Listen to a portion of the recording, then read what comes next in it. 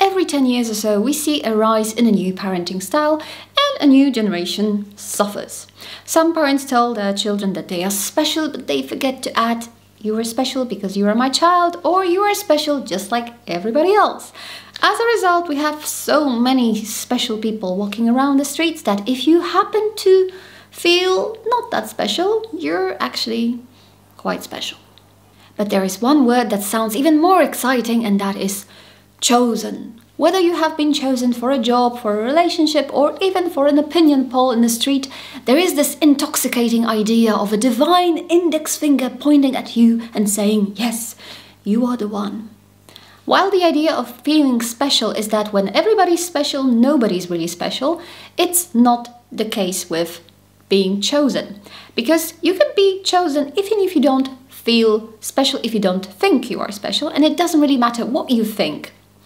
Because if you are alive, and even if you are dead but you used to be alive, you have been chosen. This Sunday we are meditating Mark 1 verses 40 to 45. A leper came to him, begging him, and kneeling he said to him, "If you choose, you can make me clean." Moved with pity, Jesus stretched out his hand and touched him, and said to him, "I do choose. Be made clean." Immediately the leprosy left him, and he was made clean. After sternly warning him, he sent him away at once, saying to him, "See that you say nothing to anyone, but go show yourself to the priest and offer for your cleansing what Moses commanded as a testimony to them." But he went out and began to proclaim it freely and to spread the word, so that Jesus could no longer go into a town openly, but stayed out in the country. And people came to him from every quarter. Leprosy is not a very common condition these days, but it's one very often mentioned in the Bible. And I think that the reason for this is, metaphorically speaking, that it also meant isolation, being excluded from the community.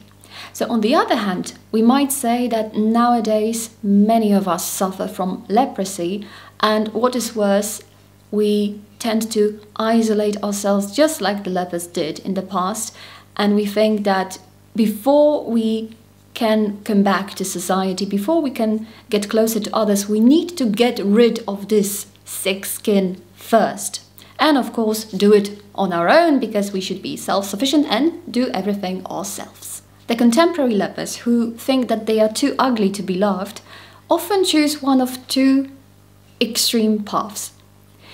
They either self-isolate completely and they decide not to participate in life, or they decide that if they are to get any love, they need to take it, they need to demand it, and they need to manipulate people in order to get it.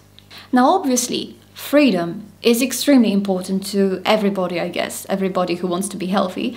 So if people sense that we want to control them or take something from them or take away their freedom, they will probably refuse to entertain our wishes. So the important question is, how do we respect that freedom? There are probably many ways, but one that I can think of is to focus on what you discern that you have been chosen to be, chosen to do, and not on the outcome. Today, when this idea of finding your passion and your one talent and that one thing that you are supposed to do is still prevalent, many people say, "I'm nothing special.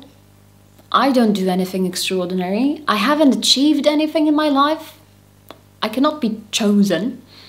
But if you imagine yourself as somebody who has been chosen to live, at least for today, if you could choose to refuse to see yourself through the eyes of other people, whether you are attractive, rich, popular, high status, or maybe you feel like a leper of society, if you could get rid of that metaphorical skin and just see your character, then you could realize that if you have been chosen to live here, just like everybody else, and you have the same right to be here like everybody else, and if at some point in your life you chose to follow certain values, then you can choose to do good things and choose to ask for good things for yourself.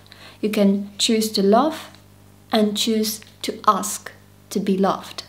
You can choose to offer intimacy, and you can choose to ask for it, because that's what you've been chosen for.